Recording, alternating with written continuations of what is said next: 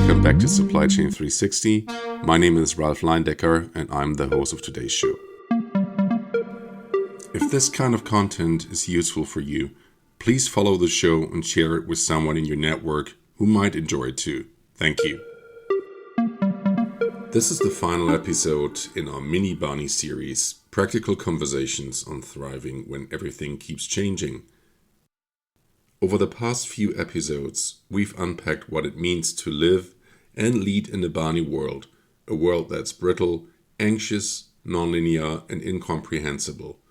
We've talked about why viability is the new goal, explored the core pillars of complexity, orchestration, risk, and enablement, and most recently, we looked at how white swans like Europe's industrial migration are reshaping global supply networks in plain sight. Today, let's talk about the thread that ties it all together, leadership. Because if there's one thing this series had made clear, it's that supply chains don't evolve just because technology does. They evolve because leaders do. Let's be honest, leading in this decade feels different. 10 years ago, a good supply chain leader needed operational discipline and strong risk management. Today, they need pattern recognition, emotional intelligence, and an ability to make decisions when the data is incomplete and the map keeps redrawing itself. Leadership in the BANI decade isn't about control, it's about composure.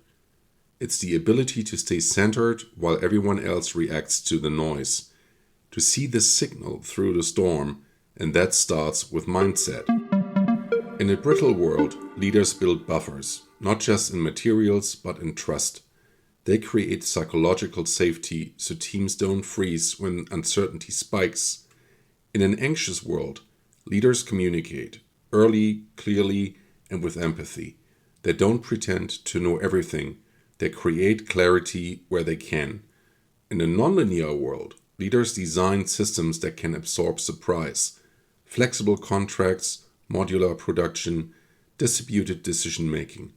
And in an incomprehensible world, leaders become translators, turning complexity into meaning for their teams and stakeholders. That's what separates those who simply manage disruption from those who lead through it.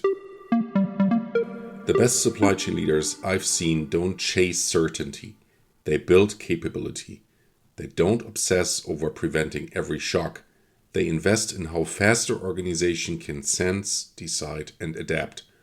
They know that in a world where volatility never stops, leadership isn't about having the right answers. It's about having the right reflexes. And those reflexes come from culture, from creating environments where curiosity beats fear and experimentation beats inertia.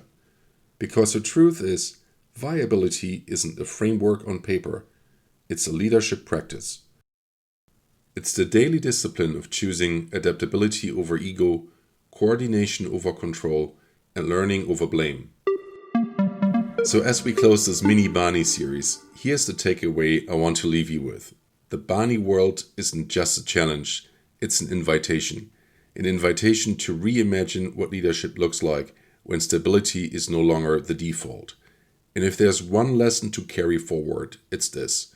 The supply chains that will thrive in the next decade are led by people who see change not as a threat, but as the constant condition they were built for.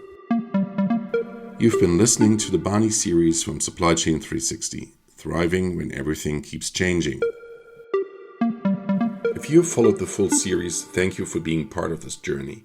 Stay tuned, we'll be back with more conversations on the future of supply chain strategy, technology, and leadership in a world that refuses to stand still. Until then, stay adaptive, follow and like us on your podcast app, stay curious, and keep leading forward.